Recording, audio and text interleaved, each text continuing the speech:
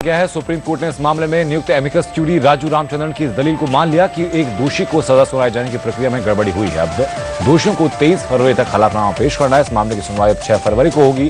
16 दिसंबर 2012 को हुई इस वारदात में 6 लोग शामिल थे, इनमें से एक नाबालिग था।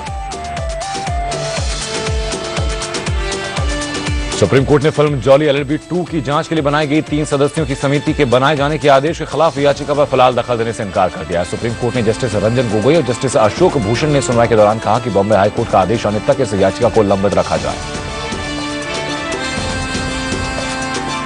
कुष्ठ रोग की रोकथाम के लिए मौजूद दवाओं के बेहतर इस्तेमाल के लिए दायर याचिका पर सुप्रीम कोर्ट ने केंद्र से 4 हफ्ते में जवाब मांगा। याचिका में कहा गया कुष्ठ रोग के लिए प्रभावी दवाएं मौजूद है, लेकिन सरकार उदासीनता के चलते इनका इस्तेमाल नहीं हो पा रहा।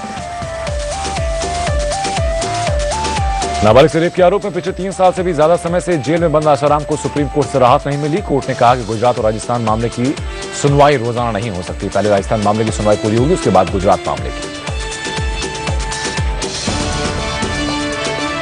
सुप्रीम कोर्ट ने देश में खुल रहे निजी कोचिंग संस्थानों को लेकर चिंता जाहिर की है। कोर्ट ने केंद्र सरकार को कहा कि इसको रेगुलेट करने के लिए कोई पॉलिसी बनाई जाए ताकि शिक्षा का व्यवसायीकरण ना हो।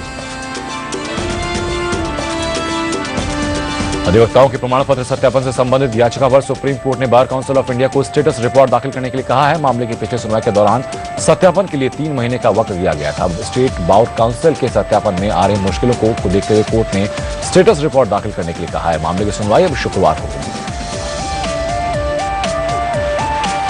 पूर्व दूरसंचार मंत्री दयानिधि मारन को शुक्रवार को थोड़ी और राहत मिल गई। दिल्ली की पटियाला हाउस कोर्ट स्थित विशेष सीबीआई अदालत के मारन बंधुओं को एयरटेल मैक्सिस शेयर खरीद मामले में बरी करने के फैसले पर रोक लगाने से सुप्रीम कोर्ट ने इनकार कर दिया।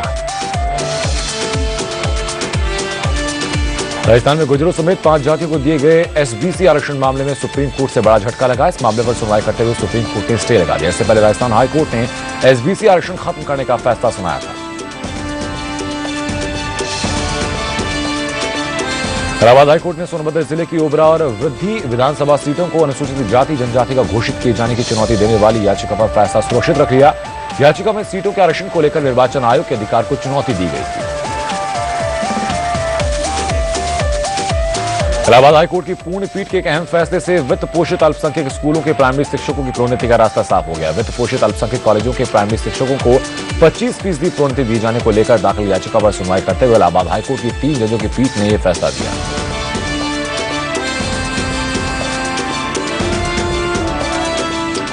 रिजर्व बैंक ऑफ इंडिया यानी RBI जल्दी ही कैश लिमिट की सीमा किसी भी समय खत्म कर सकता है। आर्थिक मामलों के सचिव शक्तिकांत दास ने कहा कि पुराने नोटों के बदले नए नोट लाने की प्रक्रिया पूरी हो गई है। डिजिटल मार्केटिंग को लेकर चलाई जा रही कंपनी में हो रही घोटाले का STF ने पर्दाफाश किया। STF ने नोएडा के सेक्टर 63 के F ब्लॉक में एक कंपनी के ऑफिस पर छापा मारकर कंपनी मालिक समेत 3 टॉप अधिकारियों को हिरासत में ले लिया। भोपाल में कत्ल की एक ऐसी सनसनीखेज वारदात का खुलासा हुआ जिसे सुनकर हर किसी की रूह कांप उठी। वेस्ट बंगाल पुलिस गुरुवार को भोपाल पहुंची, जिसके बाद इस मर्डर केस का खुलासा हुआ। लखनऊ के कोतवाली सादतगंज इलाके में बुधवार की रात जिस तरह से बुजुर्गों को दौड़ा दौड़ाकर पीटा गया और ताबड़तोड़ गोली दागकर हत्या कर दी गई, उसके तार जेल के साथ साथ पुलिस से भी जुड़े होने की आशंका के बाद लखनऊ पुलिस के भी होश फाख्ता हो गए। कानपुर में हुए सपा नेता की नवनिर्माण बिल्डिंग गिरने से हादसे में अब तक 8 लोगों की मौत हो चुकी है, लेकिन अभी भी कुछ मजदूर बिल्डिंग में दबे हुए हैं। मुरादाबाद में ट्रेजरी विभाग के एक बाबू की एंटी करप्शन की टीम ने 10,000 की रिश्वत लेते रंगे हाथों गिरफ्तार किया। चरण सिंह नाम का ये बाबू महिला को पेंशन के एरियर के बदले में रिश्वत की मांग कर रहा था। मेरठ में गुरुवार देर शाम एक व्यापारी की बदमाशों ने लूट के दौरान गोली मारकर हत्या कर दी। घटना मेरठ के थाना ब्रह्मपुरी क्षेत्र के शारदा रोड की है। काशीपुर में पुलिस ने बड़ी सफलता हासिल करते हुए महेशपुरा कब्रिस्तान के पास लूट की योजना बना रहे 4 लोगों को गिरफ्तार किया। साथ ही साथ इनके पास 2 तमंचे, कई कारतूस बरामद किए गए। बागेश्वर इलाके में बीते दिन गुरुवार को उस वक्त हड़कंप मच गया जब एक घर में गुलदार जा घुसा। हालांकि घर में छिपे गुलदार पर वक्त रहते खेल रहे बच्चों की नजर पड़ गई। हिमाचल के लाहौल स्पीति के केलांग में भारी बर्फबारी के बीच पैदल पुल के टूट जाने से लोगों को खासी परेशानी का सामना करना पड़ रहा है, जिसके चलते युवाओं की तरफ से आवागमन के लिए एक अस्थायी पुल का निर्माण किया जा रहा है।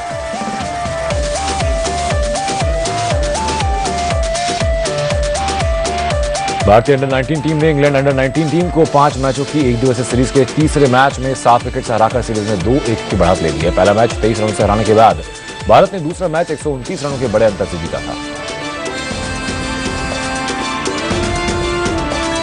पूर्व बल्लेबाज माइकल हसी ने कहा कि भारत के खिलाफ होने वाली टेस्ट सीरीज में विराट कोहली दुश्मन नंबर 1 होंगे, लेकिन उन्होंने स्टीव स्मिथ एंड कंपनी को भारतीय कप्तान के खिलाफ छींटाकशी से बचने की सलाह दी। इंग्लैंड क्रिकेट टीम के पूर्व दिग्गज बल्लेबाज Kevin Pietersen Indian Premier League के आने वाले सीजन में नहीं खेलेंगे। उन्होंने व्यस्त शीतकालीन कार्यक्रम के चलते आईपीएल से नाम वापस ले लिया है। साकेत मिरानी के पैर में चोट के चलते न्यूजीलैंड के खिलाफ एशिया ओसनिया जोन ग्रुप 1 के मुकाबले से बाहर जाने के बाद देश के शीर्ष युगल खिलाड़ी रोहन बोपन्ना की भारतीय टीम में वापसी नहीं हो पाई और अब इस मुकाबले में विष्णुवर्धन अनुभवी लेंडर पेस के साथ युगल मैच खेलेंगे। अमेरिकी स्टार गोल्फर टाइगर वुड्स ने आज पीठ में दर्द के चलते ओमेगा दुबई डेजर्ट क्लासिक में नहीं खेलने का फैसला किया। वुड्स ने 2 सर्जरी और रिहैबिलिटेशन के चलते 17 महीने गोल्फ से दूर रहने के बाद पिछले साल दिसंबर में प्रतिस्पर्धा गोल्ड में वापसी की थी। वहीं किरदारों के चुनाव और अपने शानदार अभिनय के लिए चर्चित बॉलीवुड एक्टर नवाजुद्दीन सिद्दीकी अपनी अगली फिल्म में एक लेखक का किरदार करते नजर आएंगे। रिपोर्ट्स की माने तो नवाज मशहूर लेखक सादत हसन मंटो की जिंदगी पर आधारित फिल्म मंटो में सादत का किरदार करते नजर आएंगे। बॉलीवुड की क्यूटेस्ट जोड़ी यानी कि फिल्म अभिनेता रितेश देशमुख और अभिनेत्री जेनेलिया डिसूजा ने आज अपनी शादी के 5 साल पूरे कर लिए। पिछले कुछ दिनों से बिग बॉस के इस सीजन के विजेता मनवीर गुर्जर के शादीशुदा न होने के कई कड़े कयास लगाए जा रहे थे, लेकिन अब ये खुलासा खुद मनवीर गुर्जर ने कर दिया कि वो शादीशुदा है।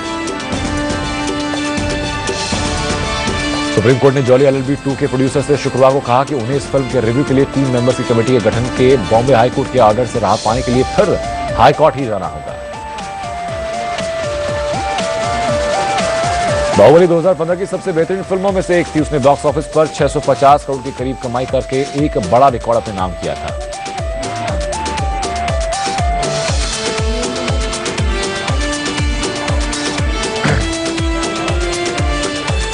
और अगर आप हमें सोशल मीडिया पर फॉलो करना चाहते हैं तो हमसे संपर्क करें। अगर आपके पास कोई खबर है तो भी हमें सीधा भेज सकते हैं। हमारा सोशल मीडिया एड्रेस और हमारा कॉन्टैक्ट